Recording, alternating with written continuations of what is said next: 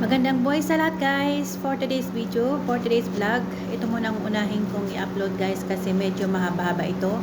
Medyo marami ito makukonsume na MB sa aking cellphone, sa aking storage. Kaya ito muna ang unahin ko. Ayan ay ginawa kong yan lang ang talagang nabibidyohan ko talaga kasi yung iba ay pasaway na yung aking mayora. Nakikisaw-saw na siya, di ba? O, kaya yan lang muna ang inuna ko.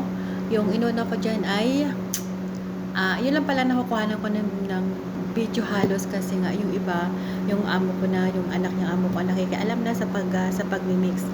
Tapos, ayan, yan ang parsley salad yung ginawa ko. Iniwan ng maliliit. At the same time, yung burger, yun. Tapos, yung tomat na ini-slice din na maliliit, o di ba? Lahat yan guys ay slices na maliit talaga. Yan.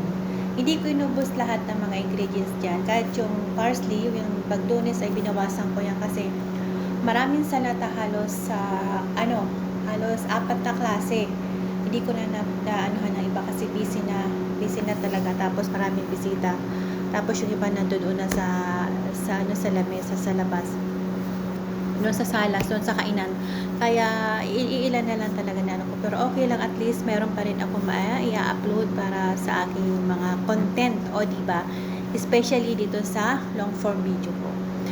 So, yan. Mix all together lang yan, guys. Lahat ng ingredients, ang dami ko na sinabi, pero yung mga ingredients, hindi ko pa nasabi lahat. pero I'm sure naman, guys, lagi nyo napapanood dyan video ko na yan, na ganyan na, iba-iba nga lang style, iba-ibang procedure ko, iba. Pero, iisa pa rin yan, tabula salata. Yan, tabula yan. Parsley salad kung tawagin. Kasi sa Arabic, yung tabula Arabic yun. Tabula in Arabic. Tapos yung English pala, parsley. Ay, tawag yan, parsley. Basta tawag nila doon, tabula yan. Ganyan. Hindi ko na nalilito na tuloy ako sa inyo.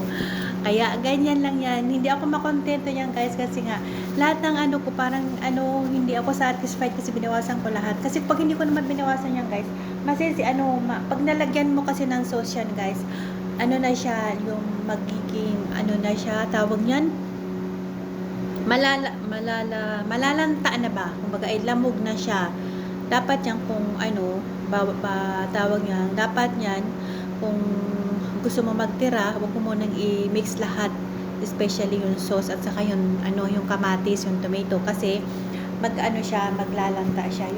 Yung basta yung magtutubig siya, hindi siya maganda. Kaya ayan, binawasan ko lang. Kaya ako rin, hindi rin ako mapakali sa ginagawa ko dahil may ako magdagdag ng mga ingredients ko. Pero okay pa rin. At least, nasatisfied pa rin ako bandang huli. Kaya ayan, isinalin ko na dyan sa lalagyan na medyo maganda. O diba? Medyo maganda. Compare niya compare dyan sa ginamit ko na yan. Kaya ayan. Na sila dyan, guys? Kanda o gaga na sila dyan. Ang ingay nila dyan, sobra. Kaya silang magkakapatid. Halos 4 kami dyan.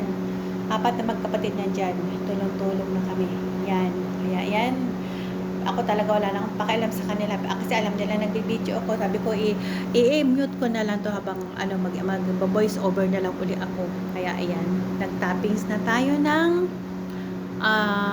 Roman in Arabic. Migrante in English. Yan, guys. Masarap yan, guys.